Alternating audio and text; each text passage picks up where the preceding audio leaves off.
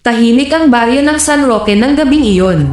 Yung katahimikang parang may hinihintay na masama. May lamay sa bahay ni Namang Isko. Namatay ang bunso niyang anak na si Elena, 16 na taong gulang. Bigla raw itong nanghina, namutla, at hindi na nagising. Sa gitna ng sala, nakahimlay ang puting kabaong.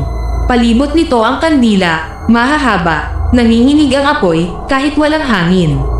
Bandang 10:00 ng gabi, may dumating na babaeng matanda. Walang nakakakilala sa kanya, nakaitim, may belo sa mukha, at may ngiting hindi bumabagay sa lamay. Tahimik siyang naupo sa tabi ng kabaong at hindi umaalis. Napansin niyon ni Aling Rosa, kapitbahay nila. "Sino yun?" bulong niya. "Hindi ko kilala," sagot ng iba.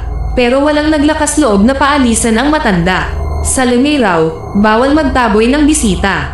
Habang lumalalim ang gabi, may napansing kakaiba ang mga nagbabantay. Tuwing may lumalapit sa kabaong, biglang namamatay ang kandila sa tabi ng ulo ni Elena. At tuwing namamatay ang apoy, nakangiti ang matanda, mas lalong nanlamig ang paligid. May mga langaw na nagsimulang mag-ikot, hindi sa pagkain, kundi sa kabaong. Bandang hating gabi, narinig ng ilan ang mahinang kaluskos mula sa loob ng kabaong. Akala nila'y guni-guni lang. Sigawan ang lahat, may nagtakbuhan palabas, may napaupo sa takot, ngunit ang matanda, hindi gumalaw. Sa halip, tinanggal niya ang belo. At doon nila nakita ang kanyang mukha, balat na parang tuyo at bitek-bitek, ngipin na matatalim, at ang mga mata, pulang-pula. Sa likod niya, ang anino sa dingding ay hindi hugis tao. May pakpak, may mahabang kuko, hindi pa tapos ang lamay, mahinang sabi ng matanda. "Gatom pa ako." Biglang namatay ang lahat ng kandila. Sa dilim, may narinig na malakas na lagapak, parang may bumagsak sa bubong. At isang hiyaw na naputol sa gitna. Nang bumalik ang ilaw ng buwan, wala na ang matanda. At ang kabaong. Kinabukasan, natagpuan ang katawan ni Mang Isko sa likod ng bahay. Tuyo ang dugo, may 2 marka sa leeg.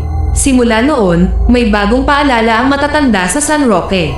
Kapag may lamay, bilangin mo ang bisita. At kapag may matandang hindi kilala, huwag mo siyang tatantanan ng tingin. Dahil minsan, hindi lahat ng nagluluksa ay tao.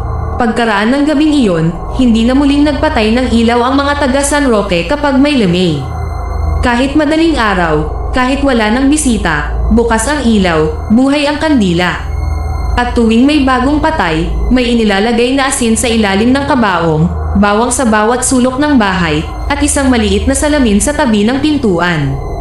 Dahil sabi ng matatanda, kung may bisitang hindi nagre-reflect sa salamin, huwag mo siyang tanungin, huwag mo siyang paalisin, magdasal ka. Minsan daw, sa mga lamay na masyadong tahimik, may isang upo ang bakante na biglang umiinit, kahit walang nakaupo. At kung sakaling mapansin mong mas marami ang kandila kaysa sa bisita, huwag mo nang bilangin, dahil baka isa na roon ang nagbibilang sa inyo.